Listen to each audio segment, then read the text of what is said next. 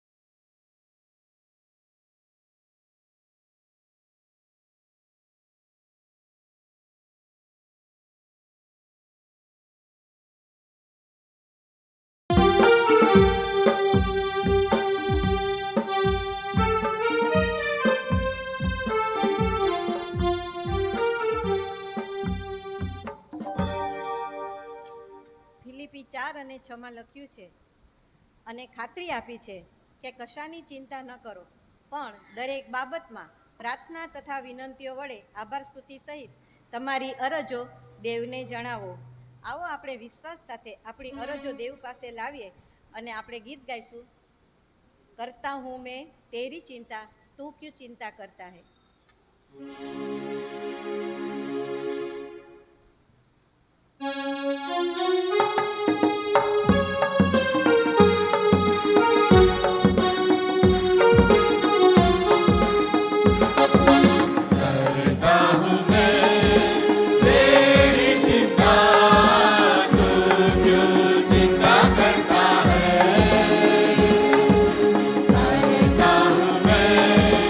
तेरी चिंता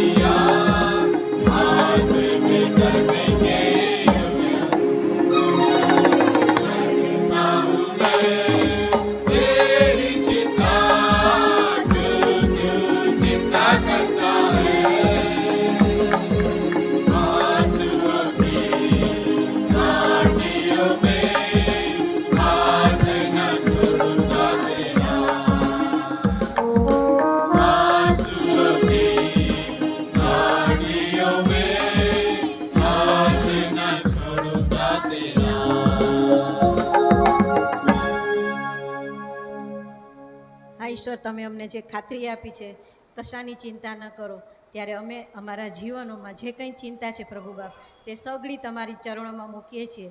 અને તમે અમને દોરનાર તથા ચલાવનાર એવા ઈશ્વર છો, ત્યારે અમે અમારા જીવનોનું પણ તમને અર્પણ કરીએ છીએ. આ અમારા સ્તુતિ આરાધનાના અર્પણો માન્ય કરો. આમેન.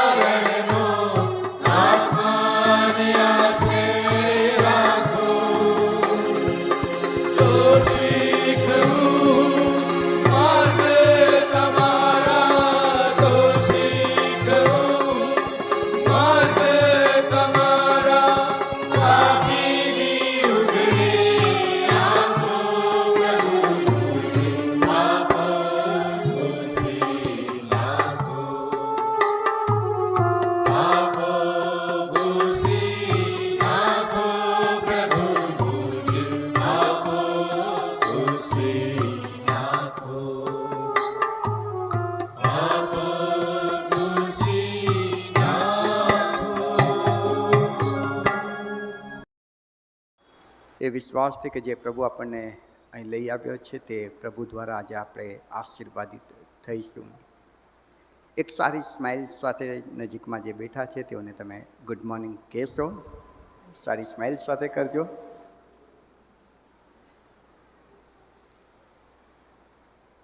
પ્રભુનો જ આભાર કે પ્રભુ આપણને આશીર્વાદિત સમય આપે છે એના ચરણોમાં બેસવાનો, અને એના વચનથી તે આપણી સાથે વાત અને વ્યવહાર કરે છે. આ મહિનો, સપ્ટેમ્બર મહિનો, આપણે શિષ્યપણા ઉપર અભ્યાસ કરી રહ્યા હતા, અને આજે કદાચને આ મહિનાનો છેલ્લો રવિવાર આપણે મને જે તક મળે છે તેના અનુસંધાનમાં ગણી શકીએ. શિષ્યપણું શું છે, કેવી રીતે પ્રાપ્ત થાય, શિષ્યપણાના અનુલક્ષીને પ્રભુના વચનો શું કહે છે, એવી ઘણી બધી બાબતો આપણે અગાઉના સંદેશામાં જોઈ ગયા છીએ. શિષ્યપણાની સિરીઝમાં આજે આ છેલ્લો સંદેશો આ સિરીઝમાં, અને માટે એના જે પ્લસ માઇનસ છે તે આજે હું તમારી આગળ મૂકવાનો પ્રયત્ન કરીશ, અને પ્રભુ એ વચનથી આપણી સાથે વાત અને વ્યવહાર કરે એવી મારી ખાસ પ્રાર્થના છે. માટે આવો આપણે મસ્તકો આપણા પ્રભુની આગળ ફરી એકવાર નમાવીએ. પ્રભુને વિનંતી કરી કે પ્રભુ એના વચનથી આપણી સાથે વાત કરે. ફરી એકવાર આપણા મસ્તકો પ્રભુની આગળ નમાવીએ. પ્રભુ, અમે તમારી કૃપા માંગીએ છીએ. દયા કરો પરમેશ્વર, તમારા વચનોથી તમે અમારી સાથે વાત અને વ્યવહાર કરો. ખરેખર તમે અમારી પાસેથી શું માંગો છો, શું ઈચ્છો છો, તમારી જે ઈચ્છા છે તે જાણવા અમને સહાય કરો. ઈસુ પ્રભુના નામમાં માંગીએ છીએ, આમેન. શિષ્યપણું. લુકની સુવાર્તામાંથી જે શાસ્ત્રપાઠ વાંચવામાં આવ્યો, અને બીજા ઘણા બધા શાસ્ત્રપાઠ બાઇબલમાં એવા છે કે જે આ વિષયને આપણી આગળ વધારે ખુલ્લું કરે છે, વધારે ખુલ્લું કરે છે. અને માટે આ વિષય જો આટલી બધી જગ્યાએ નોંધવામાં આવ્યો હોય તો તે અગત્યનો બની જાય છે. ને માટે આ વિષયને સમજવો આપણા માટે બહુ જ જરૂરી છે.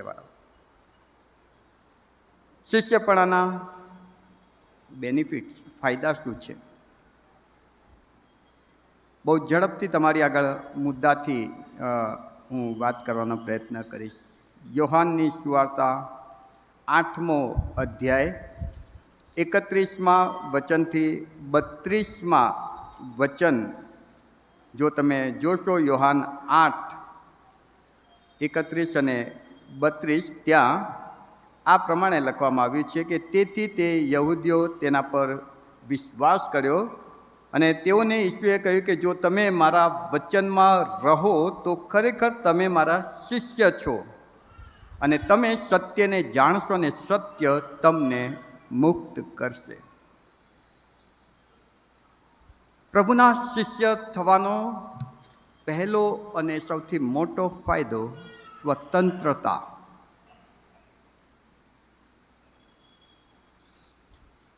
ઈસુના શિષ્ય બનીએ છીએ ત્યારે ઈસુનું વચન આપણને સ્વતંત્ર કરે છે. પ્રભુમાં પ્રિયવાલાઓ, આ એક બહુ જ જરૂરી એવી બાબત છે, કેમ કે જ્યારે પ્રભુ ઈસુ ખ્રિસ્ત આ પૃથ્વી પર આવ્યા ત્યારે એમનો આવવાનો હેતુ એમણે નાઝરેતમાં જ્યારે સૌથી પહેલું એમણે વચન પોકારીને કહ્યું ત્યારે એમણે બહુ સ્પષ્ટ કહ્યું કે લુકની સુવાર્તા 4થા અધ્યાયની 18મી કલમમાં કે બંદીવાનોને છૂટકો અને ઘાયલ થયેલાઓને છોડાવવા હું આવ્યો છું. માનવ પાપના કારણે શેતાનની ગુલામીમાં છે, પાપના બંધનોમાં છે, અને એમાંથી છૂટે એવી એની કોઈ તાકાત નથી, એમાંથી છોડાવે એવી કોઈ બીજી વ્યવસ્થા કે વ્યક્તિ નથી. ત્યારે દેવે પોતે આ પૃથ્વી પર માનવ બનીને આવ્યા, અને એ તો પ્રભુ ઈસુ ખ્રિસ્ત. અને પ્રભુ ઈસુ ખ્રિસ્તે આવીને કહ્યું કે હું તમને છોડાવવા આવ્યો છું, હું તમને મુક્ત કરવા આવ્યો છું, હું તમને સ્વતંત્ર કરવા આવ્યો છું. પણ એના માટે ઈસુના શરણમાં જવું પડે. પ્રભુમાં પ્રિય વાલાઓ, જ્યારે પ્રભુ ઈસુ ખ્રિસ્ત આ પૃથ્વી પર આવ્યા ત્યારે એમના માટે લોકો જુદી જુદી વાતો કરતા હતા કે આ તો પાપીઓનો મિત્ર છે, પાપીઓ ભેગું બેસીને ખાય છે. પણ પ્રભુ એ જ સમજાવવા માંગતા હતા કે એમને છોડાવવા, એમને મુક્ત કરવા, એમને સ્વતંત્ર કરવા તો હું આવ્યો છું. અને એ માટે જ તો ઈસુએ વધસ્તંભ ઉપર પોતાનો જીવ આપ્યો. કેમ કે ઈસુના શરણમાં જઈએ છીએ ત્યારે ઈસુનું વચન આપણને સ્વતંત્ર કરે છે. અને પ્રભુ ઈસુ ખ્રિસ્ત પોતે ત્યાં કહે છે કે મારું વચન સત્ય તમને સ્વતંત્ર કરશે. યોહાનની સુવાર્તાના 8મા અધ્યાયના 31 અને 32મા વચનમાં, 8મા અધ્યાયમાં જો તમે જોશો તો પ્રભુ ઈસુ ખ્રિસ્ત ત્યાં યહૂદી લોકોની સાથે ડિસ્કશન કરી રહ્યા છે. યહૂદી લોકો એમ માનતા હતા કે અમે જીવતા દેવને ઓળખીએ છીએ, સૈન્યના દેવ યહોવાના બાળકો અને પસંદ કરાયેલી પ્રજા અમે છીએ. અમે તો એ યહોવાના સંતાન છીએ. ઇબ્રાહિમ, ઈસાક, યાકૂબના દેવ યહોવા અમારો દેવ છે. અને પ્રભુ ઈસુ ત્યાં સ્વતંત્રતાની વાતો કરી રહ્યા છે કે તમે એમ માનો છો કે ઇબ્રાહિમ અમારો બાપ છે, પણ તમે એ નથી સમજી શકતા કે તમે ગુલામીમાં છો. અને કોની ગુલામીમાં? તમે જો આખો અધ્યાય વાંચો તો બહુ બધા વચનો એમાં મળી શકે. 41મી કલમ તમે જોઈ શકો, 44મી કલમ જોઈ શકો, ઘણા બધા વચનો. પ્રભુ ઈસુ બહુ સ્પષ્ટ આંગળી ચીંધીને એમને કહે છે કે તમે શેતાનની ગુલામીમાં છો. વાલાઓ, અને માટે પ્રભુએ પછી 31 અને 32મા વચનમાં એમ કહ્યું કે મારું વચન જે સત્ય છે તે તમને સ્વતંત્ર કરશે, પણ એ માટે તમારે મારા શિષ્ય બનવું પડે.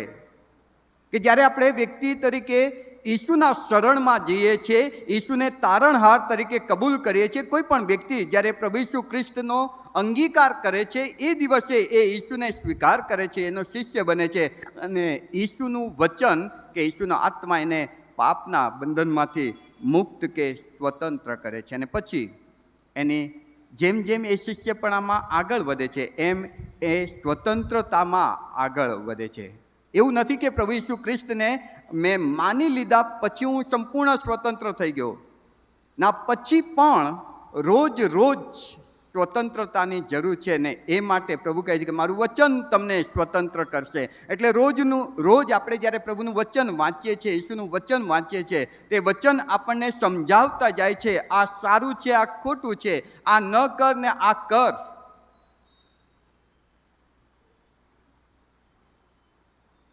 પ્રેરિતોના કૃત્યના 10મા અધ્યાયમાં 9થી 29મી કલમમાં તમે જુઓ, પિત્તર પ્રભુનો શિષ્ય હતો, પણ એના મનમાં એક ખોટી સમજણ હતી કે યહોવા બાપ, એના પુત્ર પ્રભુ ઈસુ ખ્રિસ્ત અને પવિત્ર આત્મા એ ફક્ત યહૂદીઓ માટે જ છે. અને દેવ એને એક દર્શન આપીને એક ખોટી સમજણમાંથી સ્વતંત્ર કરે છે કે પિત્તર, તમે ફક્ત યહૂદી લોકો જ નહીં પણ આખા વિશ્વના લોકો મારા સંતાન છે. પ્રભુના શિષ્ય બન્યા પછી પણ ખોટી સમજણમાં જીવનારા હોઈ શકીએ છીએ. અને એમાંથી સ્વતંત્ર થવા માટે પ્રભુનું વચન રોજ રોજ વાંચવું પડે. જેમ જેમ પ્રભુનું વચન આપણે વાંચીએ છીએ તેમ તેમ આપણે એમાંથી સ્વતંત્ર થતા જઈએ છીએ. રોમનોનો પત્ર 3 અધ્યાય 29મી કલમમાં પાઉલ કહે છે કે દેવ કેવળ યહૂદીઓનો જ નથી, બધાનો છે. જેટલાએ એનો અંગીકાર કર્યો, જેટલાએ તેના પર વિશ્વાસ કર્યો, એ કેટલાને એણે દેવના છોકરા થવાનો અધિકાર આપ્યો. ત્યાં યહૂદી નથી કે બિન યહૂદીની વાત નથી. પ્રભુમાં પ્રિયવાલાઓ, વચન આપણને સ્વતંત્ર કરે છે અને વચન ઈસુના શિષ્ય થવાથી મળે છે. અને માટે શિષ્ય પણ બહુ જ જરૂરી છે. ખ્રિસ્તી થઈને હું વચન વાંચું અને શિષ્ય બનીને વચન વાંચું, એમાં ફેર છે.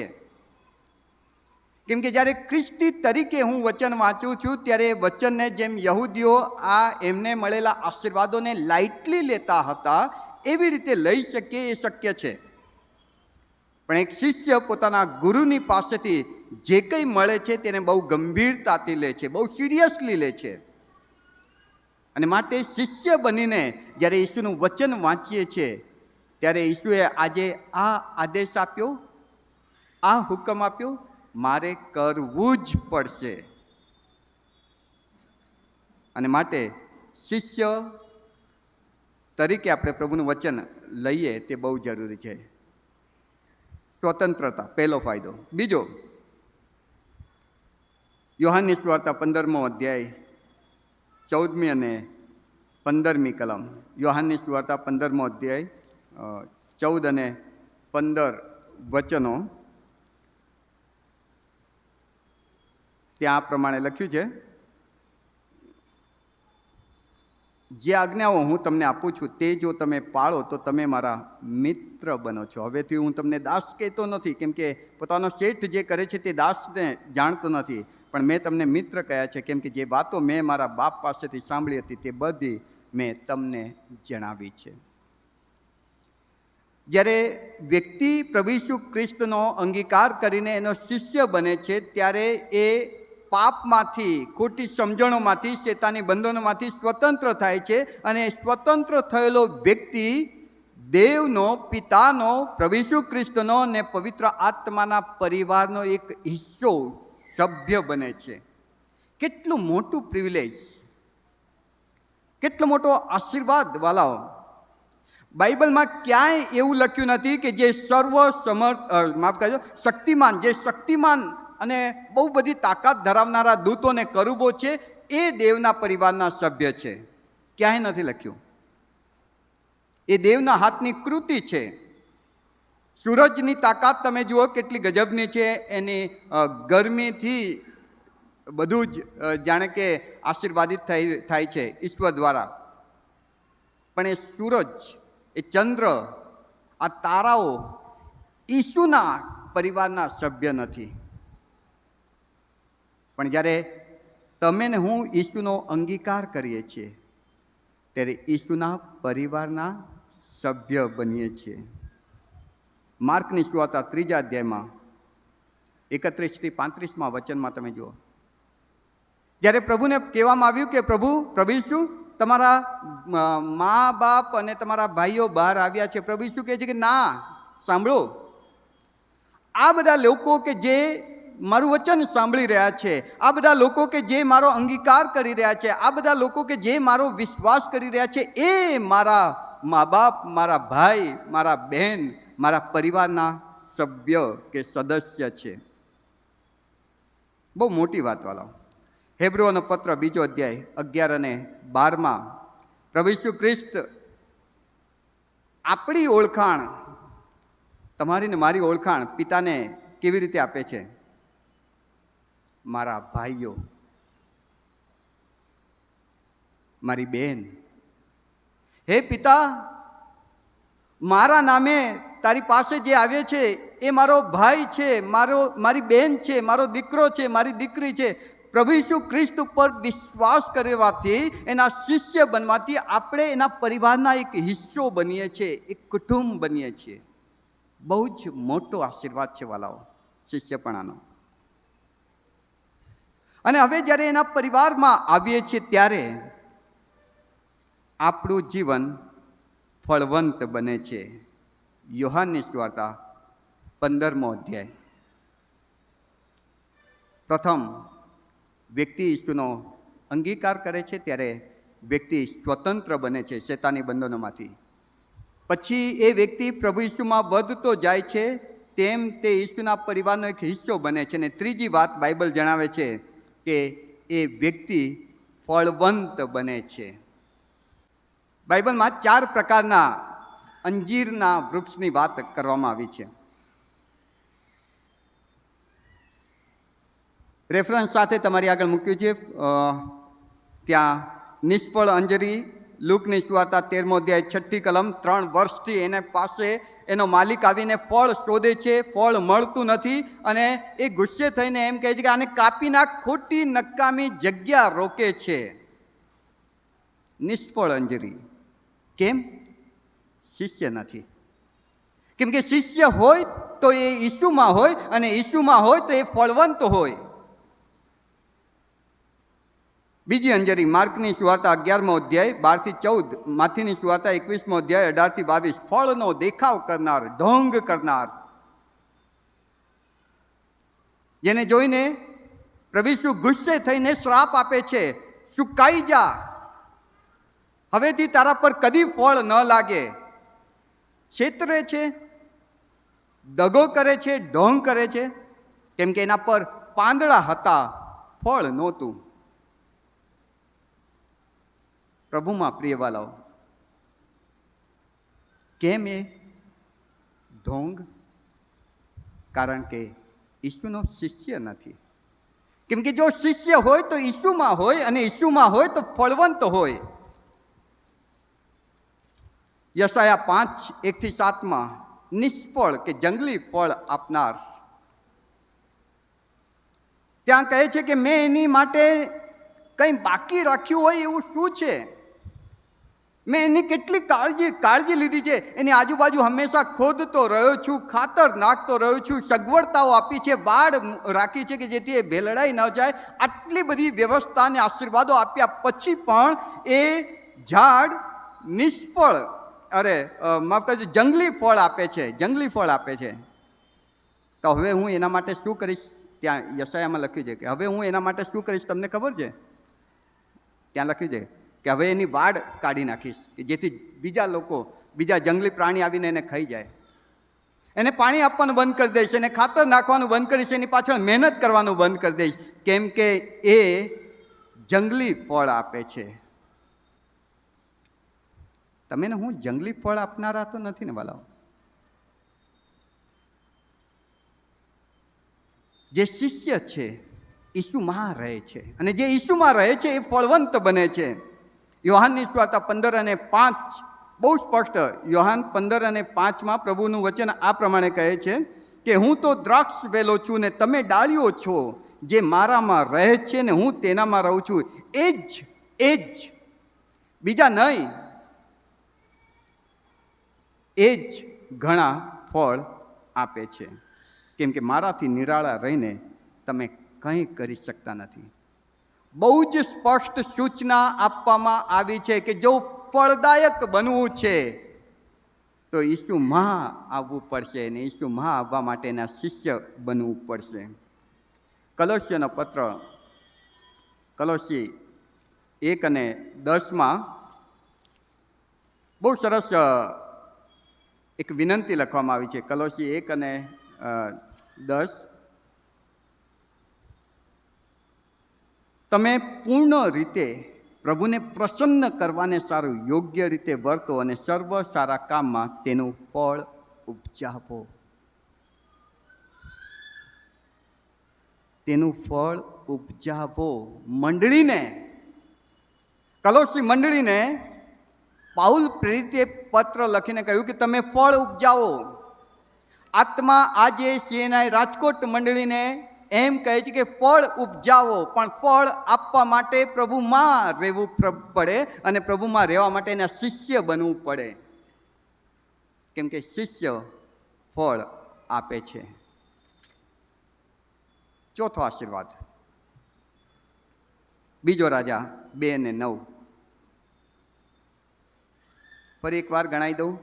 પહેલો આશીર્વાદ, જ્યારે વ્યક્તિ પ્રભુનો સ્વીકાર કરે છે, એનો શિષ્ય બને છે, ત્યારે એ પાપમાંથી, શેતાની બંધનોમાંથી, વ્યસનમાંથી, ખોટી બાબતોમાંથી સ્વતંત્ર થાય છે.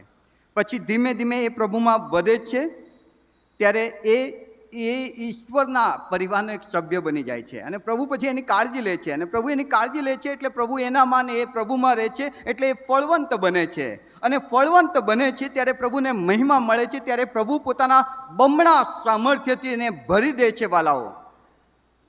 એક ગુરુ પોતાના શિષ્યને એ લેવલે જોવા માંગે છે કે બમણું સામર્થ્ય એની પાસે હોય. એલિયા અને એલિસાની વાત આપણે જાણીએ છીએ. એલિયાને જ્યારે ઉચકી લેવામાં આવનાર હતા ત્યારે એલિસા એની પાછળ ને પાછળ એલિયા કહે છે કે એલિસા તમે અહીં રોકાઓ. ના, મારે ગુરુ તમારી સાથે રહેવું છે. અને જ્યારે એલિયાને ઉચકાઈ જવાનો સમય આવ્યો ત્યારે એલિયાએ પોતાનો જબ્બો એલિસા પર નાખ્યો. આત્માનું બમણું સામર્થ્ય એલિસાને પ્રાપ્ત થયું. યોહાનની સુવાર્તા 14મા અધ્યાયની 12મી કલમમાં પ્રભુ ઈસુ ખ્રિસ્ત શું કહે છે ખબર છે? લોકો એ જ્યારે ઈસુને જુએ છે કે ઈસુ તો માંદાને સાજાપણું આપે છે, આંધળાને દેખતા કરે છે, લંગડાને ચાલતા કરે છે, બોબડાને બોલતા કરે છે, બેડાને સાંભળતા કરે છે, અરે મરેલાને જીવતા કરે છે. ઈસુ જેવું કોઈ નહીં. ઈસુ તો બહુ ગજબનું કામ કરે છે.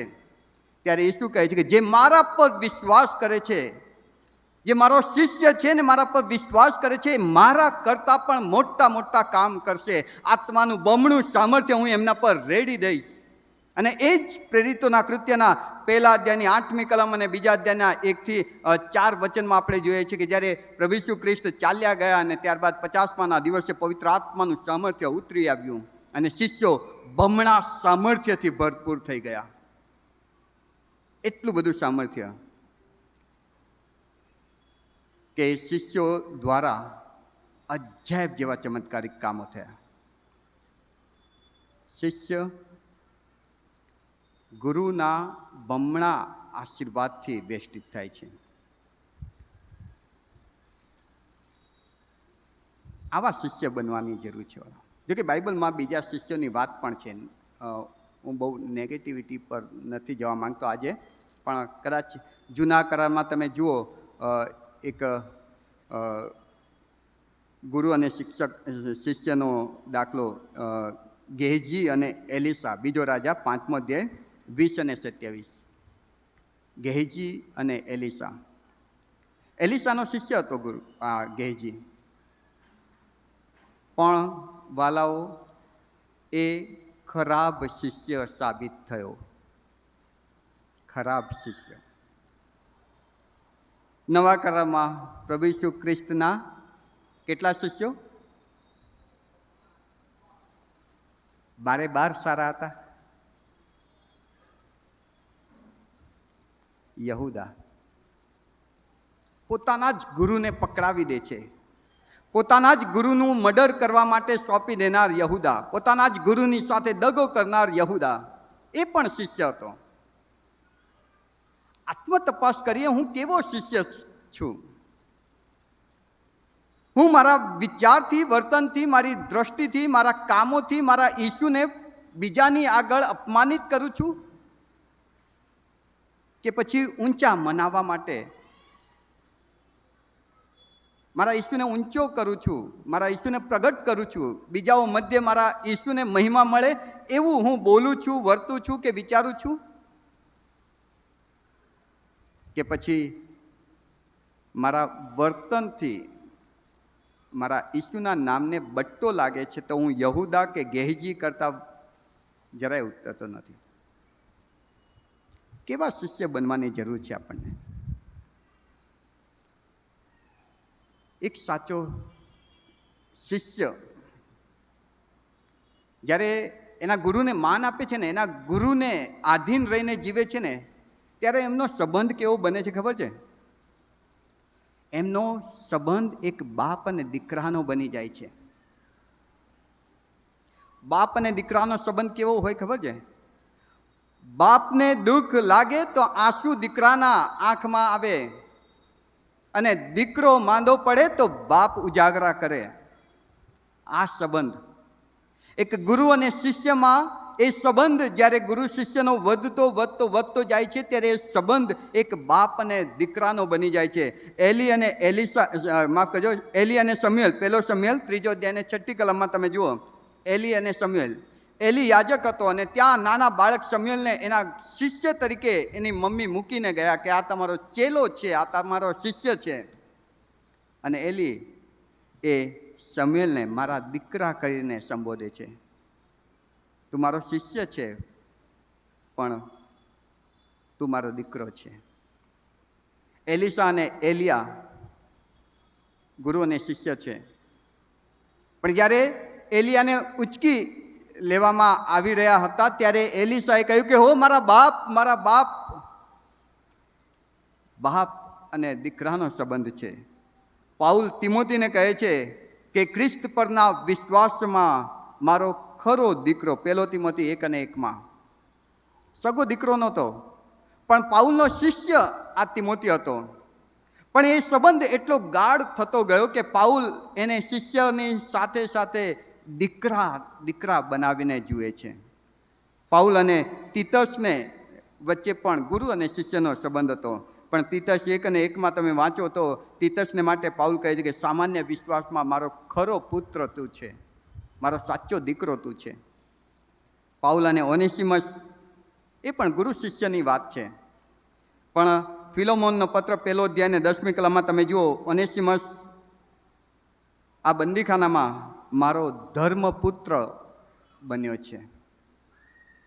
એના માટે સાક્ષી આપે છે ફિલોમોનને કે આ ઓનેસિમસ મારા જેલના સમયમાં મારો ધર્મપુત્ર બન્યો છે. કરંથની મંડળીને પાઉલ 1 કોરિન્થી 4 અધ્યાય અને 15મી કલમમાં કહે છે કે સુવાર્તા દ્વારા પ્રભુ ઈસુ ખ્રિસ્ત પરના વિશ્વાસમાં હું તમારો પિતા છું, કે જેને તમે માન આપો છો. પ્રભુમાં પ્રિય વાલાઓ, ગુરુ અને શિષ્યનો સંબંધ જેટલો ગાઢ થતો જશે, બાપ અને દીકરાનો સંબંધ, બાપ અને દીકરીનો સંબંધ બંધાશે. અને રોમનોનો પત્ર એમ કહે છે કે જો તમે એના દીકરા છો તો તમે એના વારસદાર છો. વારસદારનો મતલબ ખબર ને? મારું જે કંઈ છે બધું જ મારા વારસદારનું છે. અરે આખી પૃથ્વી મારા દેવ યહોવાની છે, પ્રભુ ઈસુ ખ્રિસ્ત અને પવિત્ર આત્મા દેવનો છે.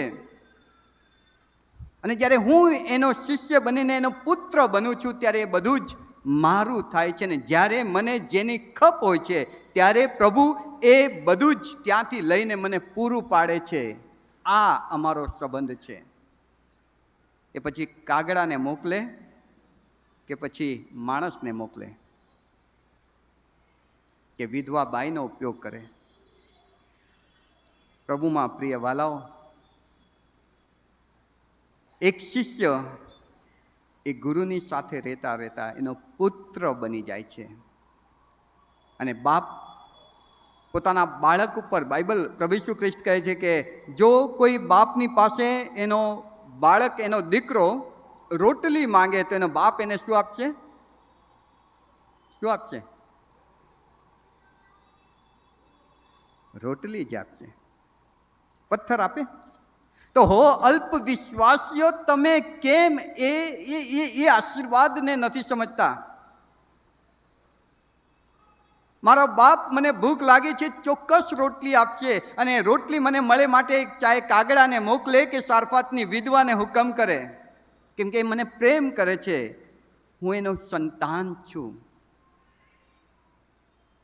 શિષ્ય બનવાનો આ આશીર્વાદ બાઇબલ આપણને બતાવે છે.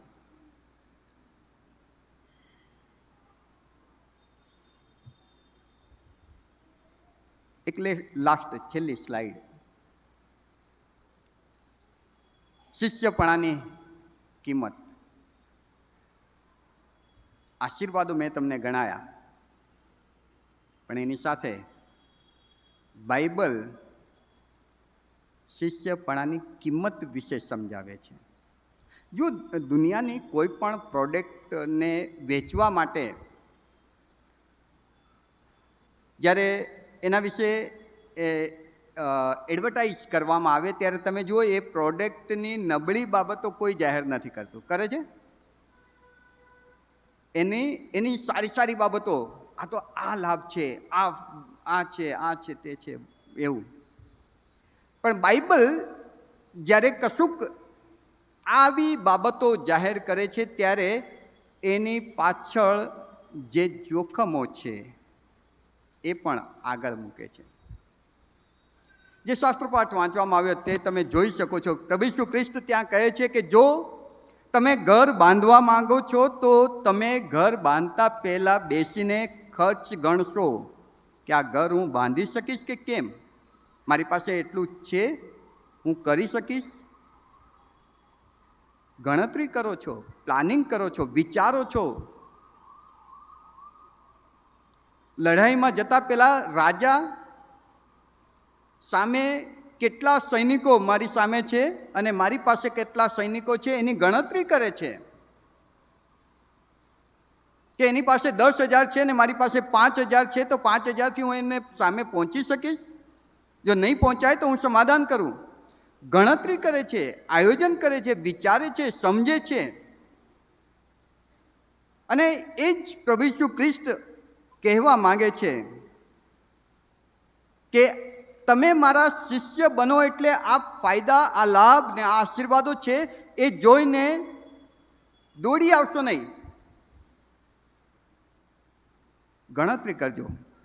આ એટલું સહેલું નથી, બહુ અઘરો માર્ગ છે, બહુ ઓછા ચાલે છે, બહુ જૂજ વ્યક્તિ છે કે જે આ બાબતને સમજીને એને અપનાવે છે.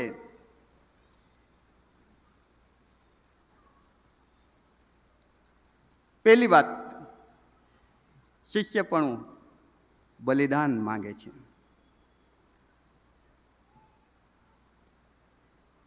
બલિદાન.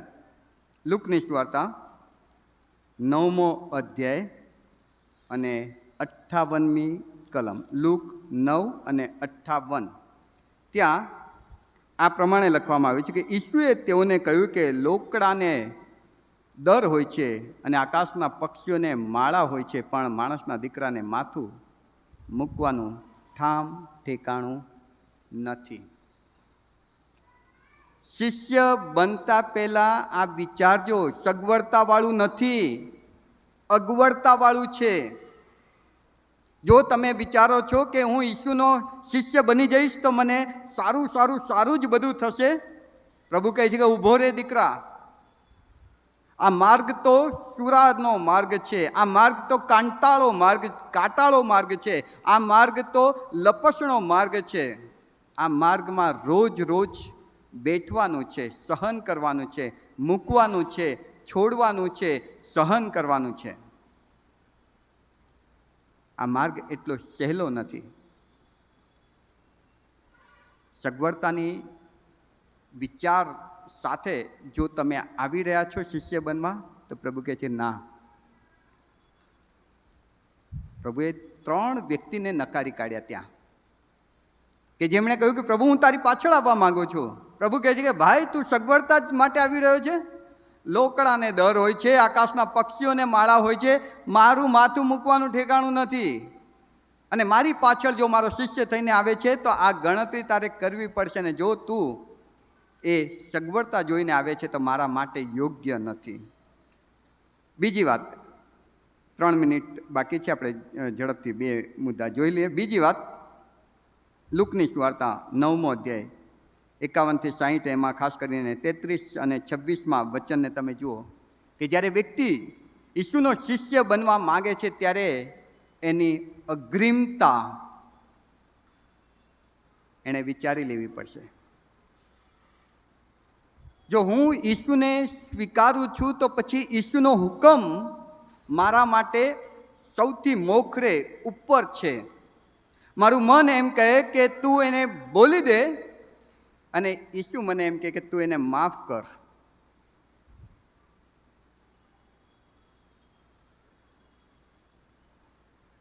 મારું મન મને એમ કહે કે આ કર, મજા આવશે, અને ઈસુ મને એમ કહે છે કે ના બેટા, ભાગી જા, દૂર થા, બંધ કર. અગ્રિમતા નક્કી કરવી પડશે. કોનું માનું, મારું પોતાનું કે મારા પ્રભુનું? અને પ્રભુ કહે છે કે જે મારો શિષ્ય છે તે પોતાનો નકાર કરે છે. હું કાંઈ જ નહીં, મારું કાંઈ જ નહીં.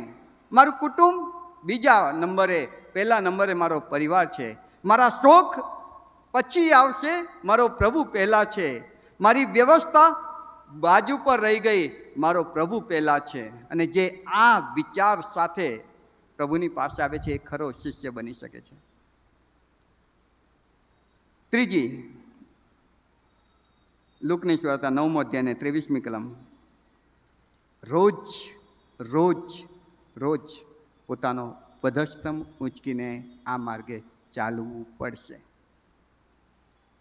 વધસ્તંભ એ તો શરમની નિશાની, વધસ્તંભ એ તો અપમાનની નિશાની, વધસ્તંભ એ તો દુઃખની નિશાની, વધસ્તંભ એ તો ત્યાગની નિશાની, વધસ્તંભ એ તો આપી દેવાની વાત, બલિદાનની વાત.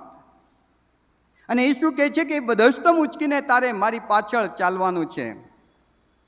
રોજ સવારે ઉઠીને મારા બધા કામ એક બાજુ છે અને શાંત મનન કરવાનો સમય થઈ ગયો છે. પ્રભુ કહે છે કે એ બધું તું મને આપી દે, શાંત મનન કર. આ વધસ્તંભની શરૂઆત. વધસ્તંભ એનો મતલબ કે એવા મિત્રો, એવી વ્યવસ્થા, એવા શોખ, એવા વ્યસન, એવી બાબતો કે જે મારા પ્રભુને નથી ગમતી, એનો ત્યાગ છે, એનું બલિદાન છે. વધસ્તંભ તો શરમ. હા, ઘણી જગ્યાએ હું ઈશ્વરનું શિષ્ય છું એવું કહેવું પડે. લોકો હશે. બાઇબલ લઈને જ્યારે ઘરમાં કોઈ બેસે તો ઘરના લોકો પણ એમ કહે છે ભક્તાણી થઈ ગઈ છે, મોટો પ્રભુનો સેવક થઈ ગયો કહેશે. એ શરમ, એ ત્યાગ, એ બલિદાન, એ દુઃખ, એ જ તો વધસ્તંભ છે. અને જ્યારે વ્યક્તિ વધસ્તંભ ઉંચકીને ઈશ્વરની પાછળ ચાલે છે ત્યારે એક ખરો શિષ્ય બને છે. અને પ્રભુ ખરા શિષ્યની આશા રાખે છે. પ્રભુ તમને મને બધાને એના સાચા શિષ્ય બનાવે. આમેન. પ્રાર્થનામાં નમીએ. પ્રભુ, અમે તમારો બહુ જ આભાર માનીએ છીએ. તમારા શિષ્ય બનવાનો જે આશીર્વાદ છે અને એમાં જે કિંમત ચૂકવવાની છે, આજે ફરી એકવાર તમે અમારી દ્રષ્ટિ સમક્ષ લાવ્યા છો. પ્રભુ, અમને સાંભળતા કાન આપ્યા, આભાર માનીએ છીએ. એવું હૃદય આપો કે અમે તમારા વચનને આધીન થઈ શકીએ અને તમને સ્વીકારીને સ્વતંત્ર થઈએ, તમારા પરિવારના સભ્ય બનીએ, તમારામાં ફળવંત બનીએ, તમારા આત્માના બમણા સામર્થ્યથી ભરાઈએ અને તમારા પુત્ર કે પુત્રી તરીકેનું જીવન જીવીએ. અને એ માટે ચાહે અમારે વધસ્તંભ ઉંચકીને ચાલવું પડે, રોજ રોજ અમે એ વધસ્તંભ ઉંચકીને તમારી પાછળ ચાલીએ તેવી કૃપા આપો. ઈસુ મારા પ્રભુના નામમાં માગું છું. આમેન.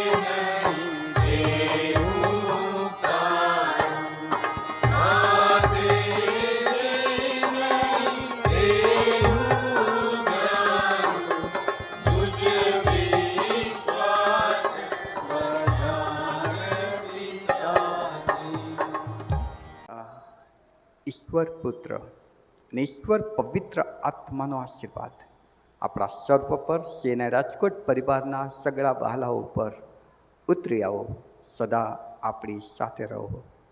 આમેન.